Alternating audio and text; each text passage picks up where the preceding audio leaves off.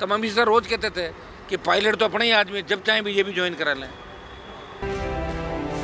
नरेंद्र मोदी ने अशोक गहलोत के लिए कहा कि मेरे सबसे अच्छे मित्र मेरे सीनियर अशोक जी कितना प्यार करते हैं आपस में एक दूसरे से। बेचारे भजन लाल जी, अब बेचारे कहूँगा और क्या। मैं तो फिर भी गया धरने पर क्या कभी हनुमान बेनीवाल मेरे धरने पर आए? उन्होंने धरने पे बीजेपी का झंडा था और उन्होंने मुझे कभी याद नहीं किया। ये तो जा रहे हैं अपना अखबार में छपने के लिए, रोज जा रहे हैं, कर रहे हैं। एक दो आदमी गाड़ी में वो बिठा रहे हैं जो चोटते हैं, दो वो बताते रहते हैं ये वो ये। एक्चुअली क्या, डॉक्टर साहब की आदत में जानता हूँ शुरू से। डॉक्टर साहब धनंजय राठौड़ जी को मैं जानता हूँ कि जहाँ भी लाठी गोली चली उससे 3-4 मिनट पहले गायब हो जाते थे। दिल्ली में लोगों से टाइम मांगते हुए घूमते रहते हैं। मैंने दिल्ली में उनकी स्थिति देख रखी है, उनकी भी डॉक्टर साहब की स्थिति देख रही है। ये जिनसे टाइम मांगते हैं हम जब चाहे उनसे मिल सकते हैं। डर नहीं है किसी चीज़ का, किसी का डर नहीं। और बिल्कुल। इसके पीछे जिन नेताओं के पीछे पड़ा हूँ आज से आज तक, मेरा इतिहास उठा कर देख लो, उनको मैंने समाप्त कर दिया। कई लोग ये भी ट्वीट कर रहे हैं कि क्या निर्मल चौधरी आरएलपी ज्वाइन करेंगे? कि सचिन पायलट मुरारीलाल मीणा जी के जो बेटी या भतीजी थी उसकी मदद कर रहे थे, निर्मल की मदद नहीं कर रहे थे पायलट साहब। ये कांग्रेस के नेता चाहते थे। अभी सारी बातें मैं थोड़ी कहूँगा, आपको अच्छा नहीं लगता ना मेरे मुँह से। मेरे 20,000 वोट आते, वो क्या करना, छोड़ो यार, 20,000 बेचारा हार जाएगा। तो बहुत बेचारों की मन राजस्थान में मदद करी। सर, भाजपा में दो तरीके के लोग हैं।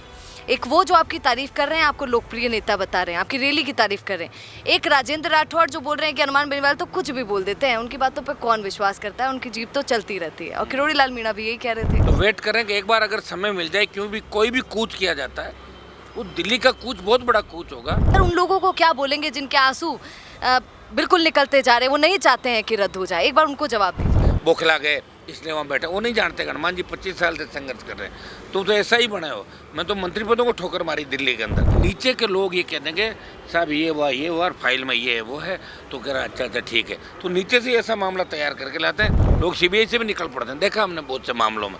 ये सीबीआई गई, हुआ कुछ भी नहीं, वापिस चलेगी, आए पूछताछ किया, छोड़ दिया। अभी आपने कल एक बहुत बड़ा बयान दिया था, आपने कहा था कि निर्मल चौधरी को तो कई कांग्रेसी नेता ऐसे थे जो चाहते थे 1 महीने तक रहे जेल में। तो सर वो कौन है? किरोड़ी लाल जी घूम रहे हैं भाई, खाद का छापा, बीज का छापा, जो भी पटक रहे वो जा रहे हैं। तो कांग्रेस सोच रही कि हमारे पास कोई मुद्दा नहीं तो क्या करें। तो जैसे ही मैंने ट्वीट किया, बाइट दी, सारे लग गए। निर्मल चौधरी तो बोल रहे हैं जोर जोर से चिल्ला के कि मेरे साथ गलत हुआ, थाने में मेरे साथ आतंकवादियों वाला सलूक किया गया है। डॉक्टर साहब जो खुद की मदद कर रहे हैं ना, वो तो 4 सीटें जमानत जब्त करा ली बेचारे ने, पूरी कांग्रेस को भेज दिया, बीजेपी को क्या करेगा। वो डॉक्टर साहब और धनंजय राठौड़ तो इसलिए कहते हैं ना, वो अब उनकी उम्र 50 साल नहीं है ना। सर एक बात बताइए, आजकल अशोक गहलोत जी चल रहा है, अशोक गहलोत इज बैक। पहले मैसेज कर, वो तो बहुत बड़े कलाकार हैं जी, उनको भी मैंने ठीक किया हूँ। किसान आंदोलन के समय गृह मंत्री ने मुझे कहा आप ठीक नहीं कर रहे हो, हम आपको मंत्री बनाना चाहते हैं। मैंने कहा आप किसी और को बना लेना, मैं जाऊंगा मेरे भाइयों के साथ। पर वहाँ गोविंद सिंह डोटासरा बिल्कुल बिंदास तरीके से और काम कर लिया और बोल दिया है मीडिया में कि जीतेगी तो कांग्रेस इस बार पंचायती राज चुनाव। उनका गमछे वाला डांस देखा था, क्या जोर से गमछा इन्होंने कि डोटासरा चोर है, डोटासरा चोर है। मुझे एक बात बताइए, जहाँ पर आपके समर्थक होते हैं वहाँ पर क्यों ऐसा होता है कि डोटासरा साहब के ऊपर कोई तंज कसने वाला आ जाता है, उनकी खिलाफत करने वाला आ जाता है, ऐसा क्यों? वो तो अशोक गहलोत ने तो डोटासरा जी के सामने शिक्षक सम्मेलन में पूछ लिया था ना कि पैसे खाते हैं कि नहीं खाते। गमछे में कोई दिक्कत नहीं, गमछा तो कोई हिला लो, मना कर। क्या हनुमान बेनीवाल कोई योगा व्यायाम करते और करते तो कौन? तो सारे आरएलपी की सरकार मान के बैठे हो राजा। मैं इनको रोज स्पीच के अंदर ही कहता हूँ, ये फीलिंग लाओ कि सरकार हमारी नहीं है, सरकार हमें लानी है। वसुंधरा जी, ये राजेंद्र राठौड़, ये जितने भी लोग थे, मैं जब विधानसभा में जाता था तो मैडम विधानसभा में नहीं आती थी, वो कह रहे मैं ही हूँ और मेरे बाद सब लोकतंत्र खत्म हो जाए और राष्ट्रपति शासन लग जाए। चलिए आइए थोड़ा सा हनुमान बेनीवाल जी से बातचीत कर लेते हैं, क्योंकि ध्यान से सुनिएगा, लगातार कितने दिनों से वो भी मेहनत कर रहे हैं। उन्हीं के, अब कह सकते हैं कि मनोज मीना की तो आइडल शायद हनुमान बेनीवाल जी हैं, तो उनकी जीत तो हो गई है। बिल्कुल है, हाँ बिल्कुल है, और उनकी जीत तो हो गई है। अब गुरु की जीत होती है या नहीं ये देखना होगा। सर कितनी मेहनत कर रहे हैं, क्या बोलेंगे? देखिए 61 दिन हो गया इस शहीद स्मारक पे, बहुत बड़ा, ये प्रदेश का सबसे बड़ा आंदोलन है, जिसके अंदर एक सांसद, कई पूर्व विधायक, कई छात्र नेता, हमारे संघर्ष समितियाँ, बेरोजगार संघर्ष समिति, जो आपके सामने सारे लोग बैठे हैं। और इस आंदोलन के दरमियान जेल भरो आंदोलन, युवा आक्रोश रैली, 1 लाख से ज़्यादा जवानों की, राज्यपाल से मुलाकात, और इस दरमियान हमने आरएस मेंस एग्ज़ाम की तिथि आगे बढ़ाने की बात भी रखी। और फर्स्ट ग्रेड के एग्ज़ाम को आगे बढ़ाने की बात हमने रखी। मनोज मीणा जहाँ आंदोलन कर रहे थे, आज सर्वोच्च न्यायालय से इनको बड़ी सफलता भी मिली। जहाँ सरकार ने कहा कुछ नहीं करेंगे, तो सुप्रीम कोर्ट से सरकार को मुंह की खानी पड़ेगी। ये जीत है बच्चों की, निश्चित रूप से कहीं न कहीं तो जीत कोर्ट कचहरी में आकर जाके मिली इन लोगों को। और राकेश बिश्नोई आत्महत्या का मामला था, उसमें भी 7 दिन हम डबल आंदोलन कर रहे थे। दिन में यहाँ रहते, फिर यहाँ आते, फिर वहाँ जाते, फिर यहाँ आते। वहाँ भी हमने सरकार को झुकाया उस बरसात के अंदर। और एक जो उदयपुर के अंदर रवि शर्मा का मामला था, वहाँ भी राष्ट्रीय लोकतांत्रिक पार्टी के बच्चे बैठे थे। रीपोस्टमार्टम नौकरी, मुआवजा और पूरे मामले में कार्रवाई, तो रीपोस्टमार्टम भी बहुत कम बार राजस्थान के अंदर हुआ जिसमें अलग अलग रीपोस्टमार्टम रिपोर्ट आई। तो लगातार राजस्थान में जो भी आंदोलन धरने हो रहे हैं, कहीं न कहीं हमारे लोग वहाँ पहुँचते हैं, कहीं कार्यकर्ता पहुँचते हैं, कहीं हमारे पदाधिकारी। और यहाँ मैं परमानेंट यहाँ बैठा हूँ, आप देख रहे हो, दिल्ली कूच का हम कार्यक्रम बना रहे हैं। प्रधानमंत्री जो हमने समय मांगा, उस दिन विमान हादसा, 2 दिन बाद विमान हादसा हो गया अहमदाबाद का, फिर वो फौरन चले गए। बीच में बात वहाँ से आई, गृह मंत्री जी से बातचीत करके बात कर, हमने HM से भी टाइम मांगा, लेकिन अभी तक दिल्ली का समय हमें मिला नहीं। दिल्ली का समय मिलता तो डेलीगेशन हमारा जाके दिल्ली मिलता। दुर्भाग्य है कि अभी तक समय नहीं मिला, नहीं तो ना मिली और न हाँ मिली। तो वेट करें कि एक बार अगर समय मिल जाए, क्यों भी कोई भी कूच किया जाता है, वो दिल्ली का कूच बहुत बड़ा कूच होगा। कोई 5000 लोग कूच नहीं करेंगे, 1 लाख जवान दिल्ली की ओर कूच करेंगे। और उसमें हम राजस्थान के इन मुद्दों के अलावा SI भर्ती, RPSC पुनर्गठन और बीजेपी के जो मुद्दे थे, जो गृह मंत्री और प्रधानमंत्री ने चुनाव के अंदर लोगों को झांसा देके वोट लिए कि आप हमें वोट दो, हमें भर्तियाँ रद्द करेंगे, RPSC ठीक करेंगे, गहलोत राज के भ्रष्टाचार के जो भी बड़े मगरमच्छ उनको अंदर डालेंगे, ये करेंगे, वो जो सब्ज बाग दिखाए, तो वो उनको याद दिलाने के लिए हम कूच करें। तो उसमें हम अग्निवीर को भी उस कूच के अंदर शामिल रखें, क्योंकि बार बार कूच नहीं होते। और अग्निवीर जो देश के अंदर सेना का सम्मान जो अपमानित किया, सेना का सम्मान हम लौटाएंगे। अग्निवीर जो व्यवस्था इन्होंने लागू की है, एम्बुलेंस के अंदर अग्निवीर के शहीद की बॉडी आती है, उसको शहीद का दर्जा भी नहीं मिलता, और 4 आदमी आते हैं और अंतिम संस्कार करते हैं। ये सेना का अपमान है। और इसको लेके आंदोलन मैंने लंबे समय छेड़ रखा, रैलियाँ भी कर रहा हूँ, रोज़ इस मामले को उठा रहा हूँ। ये इस कूच में इस मामले को मैं शामिल, उससे पहले मैं चाहता हूँ कि 1-2 दिन के अंदर हमारी जिन स्तर पे वार्ता हो रही है, हम चाहते हैं कि सरकार खुद हाई कोर्ट के अंदर 1 तारीख को कि सरकार ये लिखे कि हम SI भर्ती को रद्द कर रहे हैं। ये हमारी जीत जब होगी, जब सरकार खुद रद्द करने की प्रयास हमारा रहेगा। सर मेरा आपसे लेकिन एक सवाल है जो बहुत समय से है। जो परिजन है सर, वो बेचारे रो रहे थे, आपको सच बताती हूँ, और आज मैं चाहती हूँ कि बेनीवाल साहब बोले उनको कुछ। वो रो रहे थे और बोल रहे थे कि पिताजी की बहुत समय से नौकरी लगी, बच्चे बहुत गरीब हैं, परिवार ऐसा है। कुछ लोग हैं जिनकी एज निकल गई है, कई लोग बोल रहे हैं कि हमारे परिवार में आज तक किसी की लगी नहीं है और पहला मेरा भाई है जिसकी लगी है। सर उन लोगों को क्या बोलेंगे जिनके आंसू बिल्कुल निकलते जा रहे हैं, वो नहीं चाहते हैं कि रद्द हो जाए? एक बार उनको जवाब दीजिए। देखिए, आपने देखा होगा कि जब भी कोई संघर्ष, आंदोलन, क्रांति होती है तो कई निर्दोष लोगों को भी बलि चढ़ना पड़ता है। और मैं इतना ही कह सकता हूँ कि सरकार को भर्ती रद्द करने के बाद नार्को टेस्ट करवाना चाहिए इन जो चयनित हो गए अभ्यर्थी। और जो अभ्यर्थी नार्को टेस्ट में गुजर जाता है कि वो सही है, तो लगा दो नौकरी, मना नहीं कर रहे हैं, नार्को से निकाल दो ना उनको। जब इतना रिस्क का मामला तो नार्को में से निकल जाएंगे। नार्को की क्या जरूरत है सर? पेपर ही दिलवा दीजिए। ना, पेपर कौन सा? कोई और ये नया पेपर बनवा के उनके लिए खासा वो पेपर दिलवा दीजिए। ना, वो तो फिर पता कैसे लगे सही कौन है गलत कौन है, इसका कैसे पता लगे? 859 में से SOG 500 फर्जी बता रही है, पकड़े तो अभी 100 ही नहीं गए पूरे, तो 500 कौन से हैं? और ये मंत्री इनके कह चुके, जाबर सिंह खरा का मैं बयान पढ़ रहा था, वो कह रहे बेचारे 250-300 का क्या होगा, बाकी तो फर्जी है। तो खुद ही कहने लगे 5। मैं ये कह रहा हूँ हम 859 जो चुने हुए हैं सिर्फ उन लोगों के खिलाफ आंदोलन कर रहे हैं जो फर्जीवाड़े से अंदर आ गए, पेपर लेके अंदर आ गए, RPSC के मेंबर पकड़े गए, चेयरमैन 3 थे उन पर उंगली उठी, क्या बच्चे पकड़े गए मेंबर्स के, बहुत से नेताओं का नाम आया, नेताओं के बच्चे RS 18-21, इसके अंदर लगातार एक कोकस बन गया राजस्थान के अंदर, और राजस्थान बदनाम। अभी सही गलत का निर्णय क्या होगा?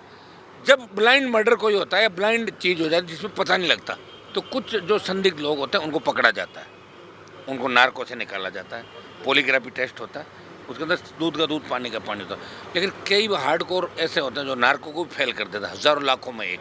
अब ऐसा कोई एक आध निकल जाए तो उन लोगों को ये, उन थानेदारों को ये कहना चाहिए जो अभी चुने में हम उनके बिल्कुल खिलाफ नहीं हैं, उनके परिजनों के खिलाफ नहीं। उनका मैं बयान पढ़ रहा था, वो कह रहे थे कि हनुमान जी तो खियोसर की हार से बौखला गए इसलिए वहाँ बैठे। वो नहीं जानते हनुमान जी 25 साल से संघर्ष कर रहे हैं। तो ऐसा ही बने हो। मैं तो मंत्री पदों को ठोकर मारी दिल्ली के अंदर, यहाँ भी। मैं राजस्थान को बचाना चाहता हूँ। मेरे परिवार से कोई नौकरी के अंदर नहीं, न कोई बनता और न कोई लगता। इसमें अगर होता तो भी रद्द कराने का एफिडेविट पर लेता, लिख के दे कि रद्द होनी चाहिए। मैं ऐसा व्यक्ति नहीं हूँ। बिल्कुल। और मैं ये कह रहा हूँ कि अगर उन बच्चों को न्याय मिलता है तो सही गलत का फैसला कौन करेगा कि ये सही है गलत है, या तो पूरी जांच हो इसकी विस्तृत। वो जांच कैसे हो? वो जांच एसओजी तो नहीं होगी। 30 का स्टाफ है इनके पास, 200 आदमी चाहिए। और फिर एसओजी के अंदर भी क्या होता है कि 3 मुलजिम लाओ और 1 फ्री ले जाओ, 2 लाओ 1 फ्री ले। सेटलमेंट का कमरा भी तो बन रखा है। 1-1 करोड़ रुपए लेके बहुत को मुलजिम निकाला। बहुत से ऐसे अधिकारी एसओजी का। वीके सिंह के पास हर बात जरूर थोड़ी पहुँचेगी। मैं ये कह रहा हूँ, मैं आज अगर यहाँ बैठा हूँ तो यहाँ अलग अलग लोग काम कर रहे हैं धरने पे। कोई टेंट का ध्यान रख रहा है, कोई कूलर का रख रहा है, कूलर वाला अलग बैठा है, टेंट वाला अलग बैठा है, कुछ नेता अलग बैठे हैं, कुछ दूसरे आ रहे हैं, कुछ अलग जिलों से आ रहे हैं। हर चीज़ का मुझे ध्यान थोड़ी क्या होगा क्या नहीं होगा। हर चीज़ का ध्यान तो किसी को नहीं होता। इसलिए वीके सिंह पे मैं आरोप ये नहीं लगा रहा हूँ कि वीके सिंह की छवि ठीक है। मैंने वीके सिंह के बारे में लोगों ने ये कहा, मेरा कभी उनसे कोई काम नहीं पड़ा। लेकिन नीचे के लोग ये कह देंगे साहब ये हुआ और फाइल में ये है वो है, तो कह रहा अच्छा ठीक है। तो नीचे से ऐसा मामला तैयार करके लाते हैं कि 3 के साथ 1 फ्री चल जाता है। वो फ्री करने वाले बीजेपी के नेताओं के कई रिश्तेदार अंदर बैठे हैं एसओजी में। पता कर लो आप कौन कौन है। तो धंधा यही कर रहे हैं। जिन लोगों ने बाहर अगर एसओजी में पोस्टिंग ले ली, एटीएस में ले ली या एसीबी में ले ली, तो कोई सही थोड़ी हो गए। एसओजी में जाने का मतलब कोई सही हो गया? किसने सर्टिफिकेट दिया उनको? एसओजी के अंदर भी पहले आरोप लगे थे कि कटारा को जब उसमें बुलाया था, उसके कटारा को बुलाया था ना उदयपुर उस मामले में, सेकंड ग्रेड में। अगर उस समय एसआई की पूछताछ कर ले जब इंटरव्यू दे रहा था तो सारा मामला ही खुल जाता। लेकिन एसओजी को उन 4 अधिकारियों ने, जिसमें नाम मुझे नहीं पता, पोस्टवाल, वो 4 लोग कौन थे? एक पोस्टवाल था, एक अनंत कुमार था, एक कन्हैयालाल, 4 लोग थे जो उन 4 लोगों पे फिर एडिशनल जो आपके यहाँ योगेश दादी थे एडिशनल सीपी, उन्होंने लिख के भी दिया था कि अनुशासन कार्रवाई की। उससे क्या होगा? आपराधिक मामला दर्ज होना चाहिए अगर उन्होंने छोड़ा है, मोटी रकम लेकर छोड़ा। ये आरोप तो एसओजी के अधिकारियों पहले भी लगे, पॉलिटिकल लोगों ने लगाए, ब्यूरोक्रेट्स ने जांच करी, उन्होंने भी लगाए। तो एसओजी दूध की धुली हुई नहीं है। इस पूरे प्रकरण को सीबीआई को देना चाहिए। और सीबीआई का इतना कि सीबीआई आसानी से सेटिंग सीबीआई में नहीं होती, ऐसा नहीं होती, नहीं है, आसानी से नहीं होती। लोग सीबीआई से भी निकल पड़ते हैं। देखा हमने बहुत से मामलों में, ये सीबीआई गई, हुआ कुछ भी नहीं, वापस चलेगी, आए पूछताछ किया, छोड़ दिया। थे 4 पकड़े, 5 गए, 6 होता है आज देश के अंदर। और क्यों नहीं होगा? जब नेता चाहेंगे, आप ही बताओ, स्टेट गवर्नमेंट की कोई एजेंसी अगर सीएम चाहेगा तो हो गया, बस बात खत्म। सीएम ही बॉस है। पीएम अगर चाहे कुछ भी हो सकता है। ये तो लोकतंत्र है। लोकतंत्र में तो विधायिका ही पावरफुल है। चीफ मिनिस्टर पीएम जो चाहे वही होता है देश का। सीएम स्टेट का मालिक, प्रधानमंत्री देश का मालिक। ये तो पहले से ही होता है। जिस तरह ईडी सीबीआई के दुरुपयोग अपन बात कर, रोज बीजेपी कर रही है, पहले कांग्रेस भी यही काम करती थी। तो जिसका मौका लगता है वो करते हैं। लेकिन हमारा इस मामले के अंदर इतना ही है कि राजस्थान जिस तरह बदनाम हो गया, एक बार भर्ती को रद्द करो और फिर अगर कोई नई मदद इनकी करना चाहता हो तो इसकी पूरी जांच हो, कौन कौन आरोपी बनते हैं, कौन कौन निकल, उनको पकड़ो, फिर उसमें कोई नई मदद उनकी कर सकते हो। मुझे तो कोई लगता नहीं इसमें नई मदद का रास्ता क्या है। क्या रास्ता है कि आप इसमें पता करो। सुप्रीम कोर्ट कह रहा है कि 30% 35% अगर फर्जी पाए जाते हैं कहीं तो उस भर्ती को रद्द कर दो। ये बंगाल का भी हुआ, बिहार का भी हुआ, तो भर्ती रद्द होनी चाहिए। हमारी ये मांग है। और अन्याय नहीं होना चाहिए।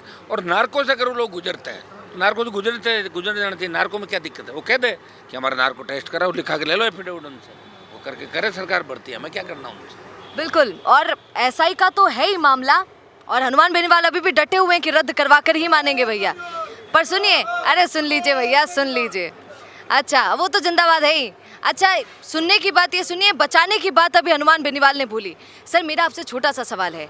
अभी आपने कल एक बहुत बड़ा बयान दिया था। आपने कहा था कि निर्मल चौधरी को तो कई कांग्रेसी नेता ऐसे थे जो चाहते थे 1 महीने तक रहे जेल में। तो सर वो कौन है? थोड़ा था तो वो तो आपको ही पता कौन है। वो तो वही है जो जिनको निर्मल से कोई खतरा होगा। मेरे को तो है नहीं, आपको ही पता है। वो तो मैं तो चाहता हूँ उसको आगे बढ़ाऊँ। यूनिवर्सिटी में निर्दलीय चुनाव लड़ता, हम तो मदद कर रहे थे उसकी। कल भी पूरी मदद थी मेरी, परसों से। जिस आसाराम और उनसे झगड़ा था, हमने कमिश्नर को परसों पकड़ते ही कह दिया था, आसाराम और ये लोग इसके नज़दीक नहीं जाने चाहिए। जिस थाने में निर्मल को रखो ठीक नहीं रहेगा। उनको नज़दीक नहीं आने दिया, हाथ नहीं लगाने दिया निर्मल के। भाई इतनी सुनो, थाने में थे, जेल में नहीं, हाँ, थाने जब में जब थे। थाने में थे तब नहीं। और जेल तो जाना ही नहीं दिया ना। वो तो तो वो तो देखिए कह रहे हैं कि- न्यायपालिका, सुनिए मेरी बात, देखो न्यायपालिका भी बहुत आजकल के जो मजिस्ट्रेट कई जज जो नए आए हैं वो बहुत पढ़ते हैं, कई सोशल मीडिया पे एक्टिव रहते हैं, उनको पता कौन सा मामला क्या होगा। आजकल आप 7 साल की सज़ा जो है, कम सज़ा, तो उसमें 41 का नोटिस दे सकते हो, पूछताछ एकदम से क्या हुआ, तो मिल गई, जमानत, अच्छा रहा। लेकिन कांग्रेस के नेता चाहते थे कि इसमें 307 की धाराएं ऐड कर दो। और ये आसाराम जो है हरीश चौधरी का रूम पार्टनर था स्टूडेंट लाइफ में, आज भी हरीश आसाराम चौधरी को भाई साहब कहता है। हाँ बताइए, हरीश चौधरी जो नेता कांग्रेस पार्टी का बड़ा मध्य प्रदेश प्रभारी है, हरीश ने ही सब कहा कि ये करो, तुम्हारी इज्जत का सवाल है, तुम्हारी इज्जत उतर गई। इसमें क्या इज्जत उतर गई? अगर मान लो 4 आदमी कुछ कह देते हैं और कुछ हो जाता है, कभी मान लो फ़ोन पे कोई लोग हमें कुछ कह देते हैं, सोशल मीडिया पे कुछ कह देते हैं, तो हम उनका पीछा थोड़ी करते हैं, वो सॉरी बोल देते हैं, वापस बात ख़त्म हुई। लेकिन इस तरह पीछा करवा के और के उठाओ आप, तो ये काम पुलिस 22 का मामला था, तो 22, 23, 24 के अंदर भी कर। और मैं तो कह रहा हूँ जरूरत ही नहीं थी भाई, गहलोत की सरकार थी, इस मामले में FIR लग जाती। कहाँ बैठे थे? हमने कोई 50 मामलों में जो गलत दर्ज हुए FIR लगवाई, मुकदमे वापस कराए बच्चों के। सरकारें करती है, जनहित में जो आंदोलन हम करते हैं, हमने ही आंदोलन किए, खूब सजा हुई, खूब किया, मुकदमे वापस भी हुए, आगे बढ़ी हुए, गवाह पलटते रहते हैं, कई बार झूठी गवाही दे देता है। तो निर्मल के मामले में मुझे दुख इस बात का है कि कांग्रेस का कोई नेता सड़क पर नहीं आया, सिर्फ सोशल मीडिया पर होड़ इसलिए लगी कि मैंने पहले बाइट दे दी और मैंने ट्वीट कर दिया, बस लग गए गणमान को क्रेडिट नहीं चला जाए। ये सब इसी के भरोसे है। 2 महीने से कांग्रेस को कोई मामला हाथ नहीं लग रहा था, 2 महीने से मैं बैठा हूँ यहाँ, उनके तो मिल ही नहीं रहा, तो करे क्या वो? लोग रोज कह रहे हैं कि विपक्ष तो हनुमान है, विपक्ष तो RLP है, इधर मान लो सत्ता पक्ष में तो केवड़ीलाल जी घूम रहे हैं, भाई खाद का छापा, बीज का छापा, जो भी पटक रहे वो जा रहे हैं। तो कांग्रेस सोच रही कि हमारे पास कोई मुद्दा नहीं, तो क्या करें? तो जैसे ही मैंने ट्वीट किया, बाइट दी, सारे लग गए।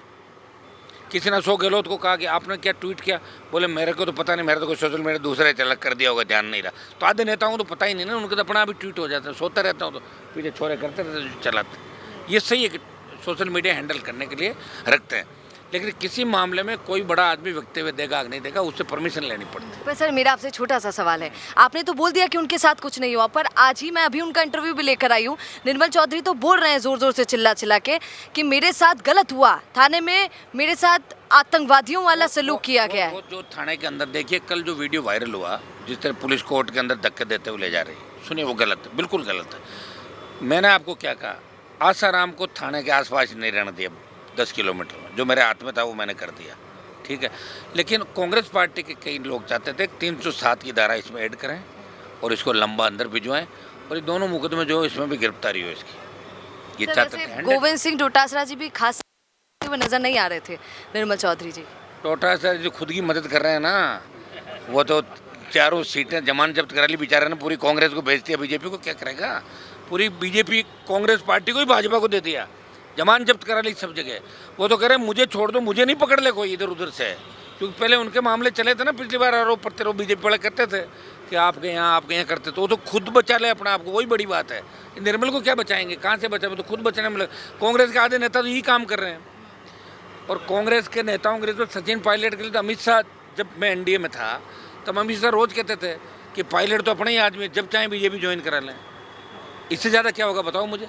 और अशोक गहलोत वसुंधरा खास थे, और अशोक गहलोत का, नरेंद्र मोदी ने अशोक गहलोत के लिए कहा कि मेरे सबसे अच्छे मित्र मेरे सीनियर अशोक जी, कितना प्यार करते हैं आपस में एक दूसरे से, तो देखा आपने सारा।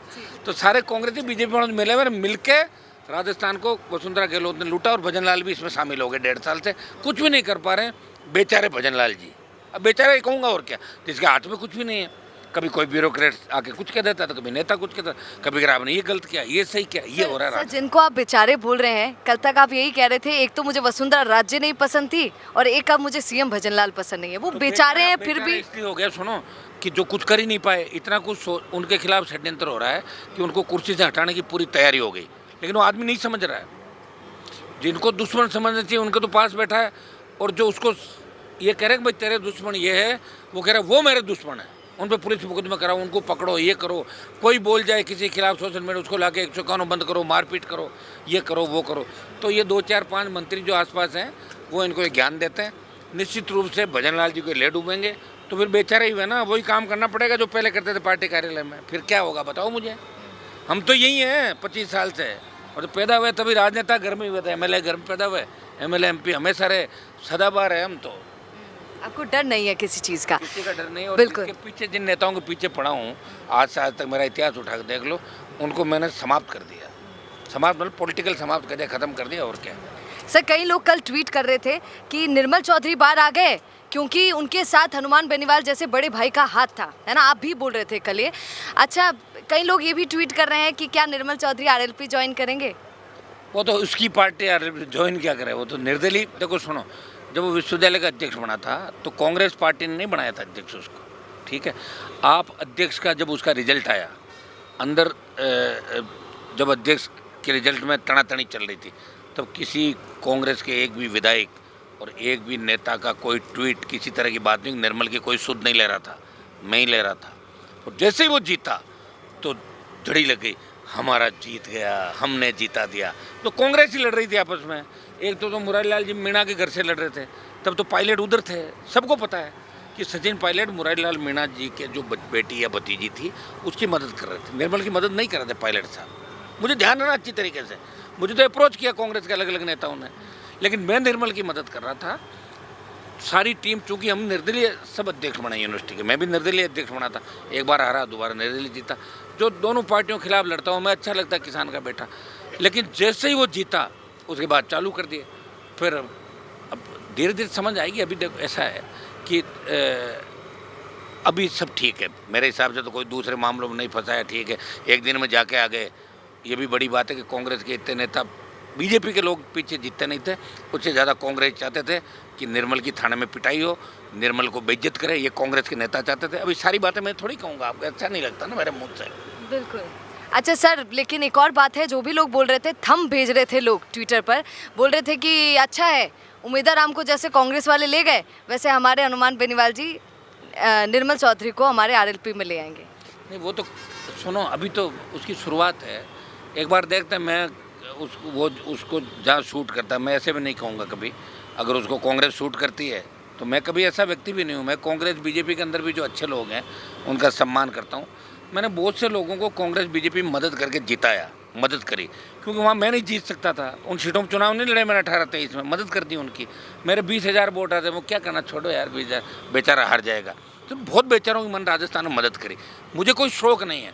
लेकिन निर्मल मेरा छोटा भाई है, अगर और समय को किसने देखा आगे क्या होगा। मैंने कभी बात नहीं करी आरएलपी में ले जाने की, लाने की। हमारे तो यहाँ तो सब मजबूत लड़के हैं, देखो एक से एक योद्धा है मजबूत आरएलपी के अंदर। अगर उसकी इच्छा होगी तो आरएलपी तो उसकी पार्टी है, जब चाहे आ जाएगा, ले जाना क्या है उसका। वैसे ही एक पैर आरएलपी में, एक कांग्रेस में है, तो और क्या है इस वक्त। नहीं, आरएलपी का मतलब बीजेपी के खिलाफ लड़ रहे हैं, तो वह इंडिया अलायंस में है ही हम लोग साथ। भाई कांग्रेस के साथ मैं नारे लगाता हूँ, या मैं सड़क पे बैठा हूँ, मेरे साथ वो सड़क पे बैठ के अभिमन्यु, मुकेश, रामनिवास, ये 15-20 का जो टोला था, 2015 में इन्होंने मेडली लाठियाँ खाई थी वहाँ पे। आरएलपी का तो कोई संगठन नहीं है।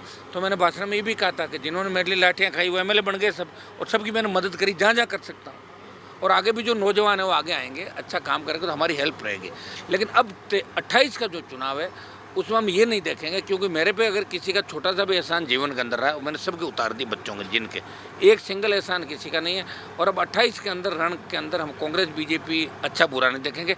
आरएलपी कैसे सत्ता में आए, और आरएलपी का जो विरोधी है वो इस राजस्थान का विरोधी है, उसी हिसाब से हम काम करेंगे आगे। बिल्कुल सर, आज आपको एक खबर बताती हूँ मैं, आपको नहीं पता होगी। आज हमने भाजपा के वरिष्ठ नेता जिनका नाम है चंद्रराज सिंघवी, वो उनका इंटरव्यू लिया, और आज उन्होंने क्या आपके लिए कहा जरा सुनिए। उन्होंने कहा कि हनुमान बेनीवाल बहुत ही लोकप्रिय नेता हैं और मैं उनको खासा पसंद करता हूँ, बहुत अच्छा काम वो कर रहे हैं। सर, भाजपा में दो तरीके के लोग हैं, एक वो जो आपकी तारीफ कर रहे हैं, आपको लोकप्रिय नेता बता रहे हैं, आपकी रैली की तारीफ कर रहे हैं। एक राजेंद्र राठौड़ जो बोल रहे हैं कि हनुमान बेनीवाल तो कुछ भी बोल देते हैं, उनकी बातों पर कौन विश्वास करता है, उनकी जीप तो चलती रहती है। और किरोड़ी लाल मीणा भी यही कह रहे थे। वो डॉक्टर साहब और राजेंद्र राठौड़ तो इसलिए कहते हैं ना, वो अब उनकी उम्र 50 साल नहीं है ना, उम्र 75 हो गई। अभी भी वो अपने आप को जवान नेता मानना चाहते हैं, नहीं ना जवान, उम्र रुकती नहीं है। और वो क्रेज जो उनका डॉक्टर साहब का था, जब वो मेरे साथ सड़कों पर लड़ते थे, उसमें अलग क्रेज था। उस समय राजस्थान के लोग उनको एक लड़ाके के रूप में देखते थे। मैं डॉक्टर साहब को बहुत मजबूत मानता हूँ, और डॉक्टर साहब के मैं काम आया, डॉक्टर साहब मेरे काम नहीं आए। मैं ही था जो बड़ी रैलियाँ करके, उस समय नहीं तो वसुंधरा जी इनको फिट कर देती कहीं न कहीं। पर वो उल्टा बोल रहे हैं। सुनिए आपने तो ये बोला, उन्होंने तो कहा कि मैं तो फिर भी गया धरने पर क्या कभी हनुमान बेनीवाल मेरे धरने पर आए? उनके धरने पे बीजेपी का झंडा था और उन्होंने मुझे कभी याद नहीं किया। मैंने उनको रैली के अंदर आमंत्रित किया मीडिया के माध्यम से, फिर भी वो नहीं आए। और मुझे एक बात बताएं, ये खाद का जो ये काम कर रहे हैं अच्छी बात है डॉक्टर साहब, ये छापे मार रहे हैं, लेकिन एक क्लियर तो करें किसान खाद डाले कि नहीं डाले, नहीं तो बरसात हो जाए मारेंगे क्या किसानों को? गुमराह कर रहे हैं। कौन सा खाद नकली है असली बताएं तो सही कि ये डालो और ये मत डालो। ये तो जा रहे हैं अपना अखबार में छपने के लिए, रोज़ जा रहे हैं कर रहे हैं। एक दो आदमी गाड़ी में वो बिठा रहे हैं जो चोटते हैं दो, वो बताते रहते हैं ये वो ये। एक्चुअली क्या डॉक्टर साहब की आदत मैं जानता हूँ शुरू से, डॉक्टर साहब सिर्फ खुद के अलावा किसी को मानते ही नहीं, ये डॉक्टर साहब की आदत। और राठौड़ साहब ने सड़कों पर संघर्ष नहीं किया। ये युवा नेता कहलाए जरूर, विश्वविद्यालय के अध्यक्ष भी रहे, लेकिन जहाँ भी लाठी बाटा जंग हुआ उससे 15 मिनट पहले निकल जाते थे। राजेंद्र राठौड़ जी को मैं जानता हूँ कि जहाँ भी लाठी गोली चली उससे 3-4 मिनट पहले गायब हो जाते थे। तभी तो इनके कभी चोट नहीं लगी किसी मामले में। और इनको तकलीफ मेरे से इस बात की कि सोशल मीडिया पे जो पॉपुलरिटी और एक व्यक्ति ने पार्टी बनाई और जो मैंने कहा वो कर दिखाया, वो नहीं कर दिखा पाए। डॉक्टर साहब को मेरे से एलर्जी इस बात से, वो पार्टी नहीं बना पाए। वो तो आदिवासियों की एक पार्टी लाए थे संगमा की, जिन्होंने बाद में डॉक्टर साहब को सस्पेंड किया था। आपने वो लेटर नहीं पढ़ा क्या कि किरोड़ीलाल को निलंबित किया जाता है राज्यपाल से? इनको इनकी पार्टी ने निलंबित किया था। मैंने तो इनका साथ दिया, मैंने पार्टी भी बनाई, उनके साथ में हमेशा खड़ा रहा। लेकिन वो मेरे सारे विरोधियों को अपने घर पर लंच डिनर देते हैं, लेकिन मेरा कुछ नहीं बिगाड़ पाएंगे। आने वाला समय मेरा है, उनका समय गया डॉक्टर साहब का। और राठौड़ साहब का समय इसलिए चला गया कि एमएलए हार गए और एमपी में जिसको टिकट दिलाया वो भी हारा और सारे उनके जो पास से उल्टे पड़ गए। अब वो खाली बयान नहीं दे दो चाहिए, उनको भी कोई सीरियस नहीं ले रहा पार्टी में। दिल्ली में लोगों से टाइम मांगते हुए घूमते रहते हैं। मैंने दिल्ली में उनकी स्थिति देख रखी है, उनकी भी डॉक्टर साहब की स्थिति देख रही है। ये जिनसे टाइम मांगते हैं हम जब चाहें उनसे मिल सकते हैं। सर क्या बात बोल दी आपने, लेकिन आज भी उनके बर्थडे के दिन, राजेंद्र राठौड़ के बर्थडे के दिन तो पब्लिक इतनी ज़्यादा थी और आपने कहा अभी उनके चलती नहीं। अरे नहीं, पब्लिक तो इसलिए होगी कोई ट्रांसफ़र पोस्टिंग, कोई जान चेंज कराने होगी, कुछ काम के लिए कहीं चली जाते हैं लोगों को काम क्या है? मैं कह रहा हूँ अगर ये पिछली बार जब बीजेपी का राज था घर पे कौन जाता था? कोई नहीं जाता था। और मुझे तो पता भी नहीं आज बर्थडे है, मुझे नहीं जाना। आपने जब था अभी कुछ दिनों पहले उनका बर्थडे था, उस दिन बहुत भीड़ थी। हाँ तो एक भीड़, बड़ा कार्यक्रम किया गया। भीड़ तो इसलिए करता है ना भाई, भीड़ क्योंकि लोगों को काम है ना, लोग काम से मतलब रखते हैं। काम कैसे निकले, जहाँ काम निकले उधर ही चल पड़ो। और जब पिछला कांग्रेस का राज था तब तो उनके घर पे कोई भी नहीं जाता था। मुझे तो पता है ना सारी बात है। अच्छा सर, मेरा अंतिम सवाल आपसे है, क्योंकि आप भी बड़े बिजी हैं। सर एक बात बताइए, आजकल अशोक गहलोत जी चल रहा है, अशोक गहलोत इज बैक इसलिए सर क्योंकि जहाँ भी जा रहे हैं लबालब भीड़ देखने को मिल रही है। और सुनिए, एक व्यक्ति ने उनसे बहुत वायरल हुआ वो वीडियो, दर्शकों ने ज़रूर देखा होगा और आप सबने भी देखा होगा। उसमें वो व्यक्ति बोल रहा है कि सर आप देविक शक्ति हैं, मैं चाहता हूँ 2028 में वापस आपकी शक्ल दिखे, आप गद्दी पर बैठ। पहले मैसेज कर, वो तो बहुत बड़े कलाकार हैं जी, उनको भी मैंने ठीक किया उनके बेटे को हरा के। वो भी सब हमारे जितने जाटों के किसानों के नेता हो ना, सबको रगड़ दिया उन्होंने एक एक करके, लेकिन मैंने उनको रगड़ दिया उनके बेटे को हरा के। बेटे को मैंने हराया उन्हें। आपकी बात सही है, पर सर वो वापस चल गया और कितना वायरल हो रहा है वो गाना, गहलोत थारा राज में राजस्थान बदल गयो रे। नहीं वो तो गाना था, 28 के चुनाव आएंगे तो पता लगेगा ना कौन बैक हो रहा है। वो पहले वायरल होने से क्या होता है? वायरल तो पता नहीं क्या क्या हुआ राजस्थान, वायरल होने से क्या हो गया? क्यों सर, वो ट्विटर पर कितने ट्रेंड, उससे कौन पूछता है इन चीज़ों को? उन चीज़ों कोई नहीं पूछता। 28 में क्या होगा हम जानते हैं कि राजस्थान में 28 में क्या होगा ये हम बताते। हमारे बिना तो कुछ भी नहीं राजस्थान में, आरएलपी के बिना तो राजस्थान में कुछ है ही नहीं। दोनों पार्टियाँ अगर यही हालात रहे तो राष्ट्रीय लोकतांत्रिक पार्टी राजस्थान की सबसे बड़ी पार्टी बन के उभरेगी। और यहाँ जो अभी घूम रहे हैं नेता नांग फोटो छपाते, ये आपको नजर ही नहीं आएंगे कहीं पे। ये तो 1 साल भी नहीं निकाल पाएंगे साहब। एक एक दिन भारी पड़ता है, एक एक दिन भारी पड़ता है निकालना। हम हर चुनौती स्वीकार करते हैं। हम 2003 से लेके वसुंधरा के कार्यकाल देखे, गहलोत के देखे, इनसे लड़े, हार्डकोर अपराधियों से लड़े, पूंजीपतियों से लड़े, बजरी माफिया से लड़े, तमाम लोगों से लड़े, और जिनसे लड़े उनके साथ नहीं बैठे। और कई लोग ऐसे हैं जिनको परमानेंट दुश्मन मानते हैं, उनसे हम राम भी नहीं करते। और कई लोग पॉलिटिकल कई बार हो जाते तो उतार चढ़ाव चलते रहे, लेकिन अपने सिद्धांत के साथ समझौता नहीं किया। और जो किसान कौम का विरोधी है वो हमारा विरोधी है। ये फंडा हमारे क्लियर है, बता दूं आपको। दिल्ली में भी क्लियर है, यहाँ पे भी क्लियर है। दिल्ली में शायद मिनिस्ट्री अगर राजस्थान में किसी व्यक्ति ने छोड़ी तो हनुमान बेनीवाल ने छोड़ी है। किसान आंदोलन के समय गृह मंत्री ने मुझे कहा आप ठीक नहीं कर रहे हो, हम आपको मंत्री बनाना चाहते हैं। मैंने कहा आप किसी और को बना लेना, मैं जाऊंगा मेरे भाइयों के साथ। ये तो मेरा मन था और मैं दिल से ही राजनीति करता हूँ, आगे भी ऐसे ही करूँगा राजनीति। अब की बार कांग्रेस मेरे दरवाजे पर आई थी, 3 सीट की बात हुई, धोखा दे के एक लेके भाग गए, कोई दिक्कत नहीं। आगे सब नौजवानों को पता है कि कौन इनके लिए लड़ रहा है, कौन नहीं लड़ रहा है। तो सत्ता तो मेरे दरवाजे पे 2003 में ही आ जाती। हम तो उस समय बीजेपी में थे, जब बीजेपी के गाड़ियों को अंदर घुसन दिया जाता नागौर के अंदर, जोधपुर के अंदर, उस समय भी हमने वो समय देखा। लेकिन सच के साथ रहे, और इसी का परिणाम है कि लाखों लोग बिना सत्ता के भी हमारे साथ खड़े हैं। जहाँ सीटी बजा दो वहीं आह्वान कर दो, उधर ही चल पड़ेंगे बच्चे। और इसलिए बहुत से जो बड़े नेता हैं उनको बहुत बड़ी तकलीफ है। उनको लगता है कि उनसे ज़्यादा पॉपुलर हनुमान बेनीवाल क्यों है, हनुमान जी को देश में लोग क्यों जानते हैं, हमें तो राजस्थान से कोटपुतली से आगे कोई नहीं जानता। ये सही बात है, कोटपुतली से आगे राजस्थान के नेताओं को नहीं जानते लोग, और मुझे कोटपुतली से आगे लखनऊ तक जानते हैं। ये भी तकलीफ है लोगों को कि इसको क्यों जानते हैं। तो बेचारे पेट में दर्द तो हो गए ना उन लोगों को, इसलिए ऐसे बयान देंगे सारे। बिल्कुल। और पॉपुलैरिटी की अगर बात कर ही रहे हैं बेनीवाल साहब, तो हाँ, अभी हम भी आपको बता रहे थे वीडियो में कि कैसे राजस्थान के बाहर के लोग भी यहाँ पर आकर बैठे हैं, सिर्फ इसलिए क्योंकि उनको लगता है कि बेनीवाल साहब बड़ा अच्छा बोलते हैं, बड़ा सही तरीके से बोलते हैं लोगों को। अच्छा सर, एक और मेरा अंतिम सवाल है सर, और इस बार सच में अंतिम। हाँ, आप थकते नहीं हैं सर? हाँ बताएं। हाँ, अच्छा, मेरा सवाल आपसे ये है, आप तो यहाँ धरने पर बैठे हुए हैं और पंचायती राज चुनाव के बारे में आप हमेशा बोलते हैं कि इस बार आरएलपी दिखेगी, पर वहाँ गोविंद सिंह डोटासरा बिल्कुल बिंदास तरीके से, हाँ, और काम कर लिया और बोल दिया है मीडिया में कि जीतेगी तो कांग्रेस इस बार पंचायती राज चुनाव। बोलने से क्या? तो जीतने वो चुनाव होंगे जब बताते हैं कौन जीतेगा।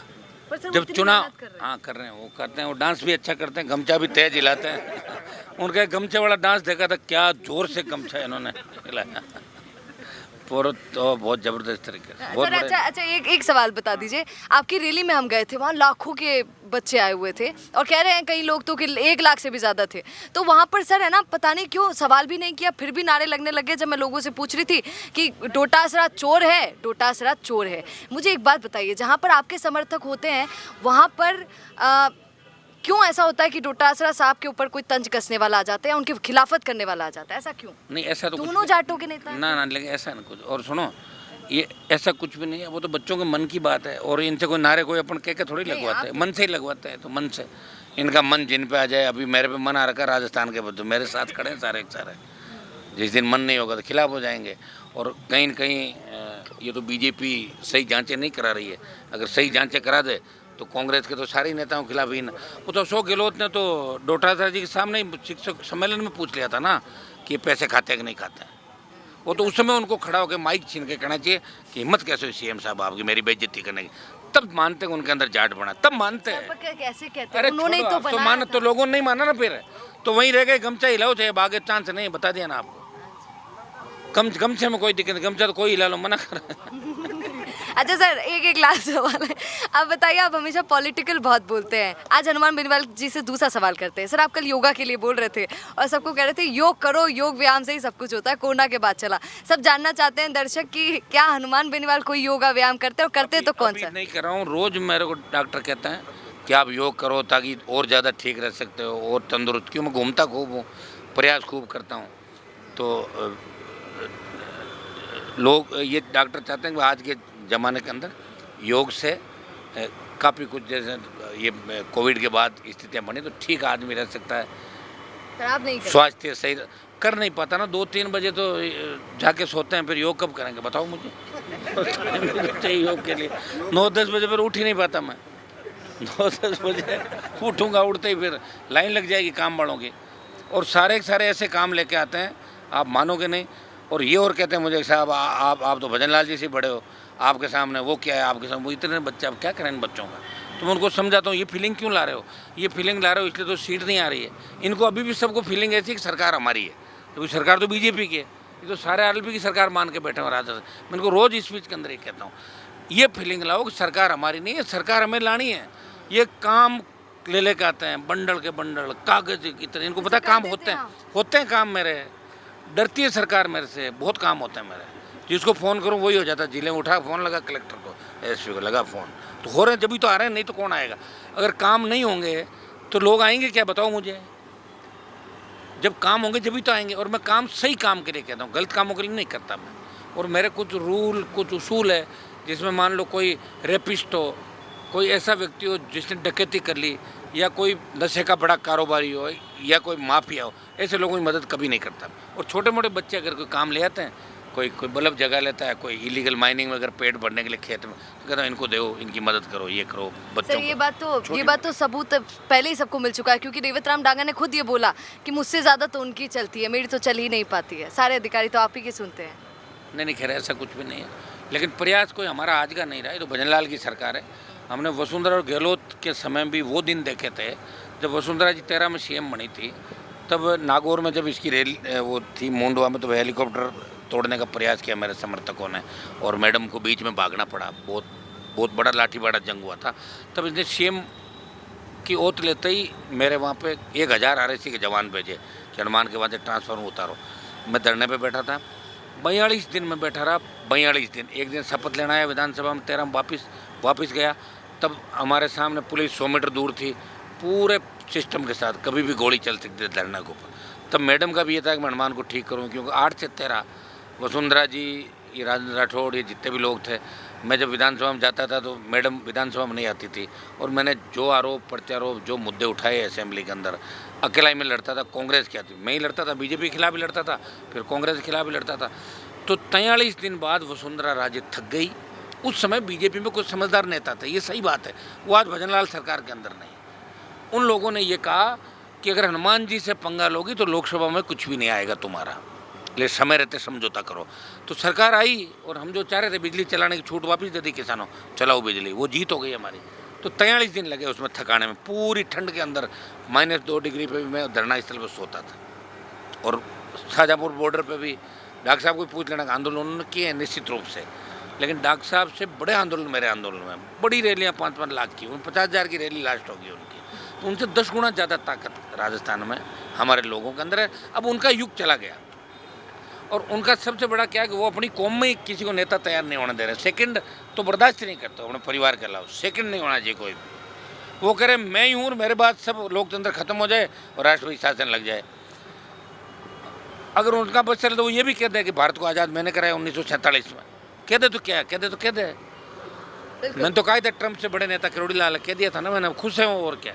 बिल्कुल। अच्छा, आंदोलन की सर बात कर ही रहे थे, हमने तो पहले भी आपको बोला है कि दिन में करे आंदोलन और राता में करे, सॉरी माफ कीजिएगा, दिन में करे जन सुनवाई और राता में करे आंदोलन। आप देख ही रहे हैं कि वो कैसे चल रहा है। बस यही सुनिए आप और जुड़े रहिए द फैक्ट इंडिया के साथ। नमस्कार।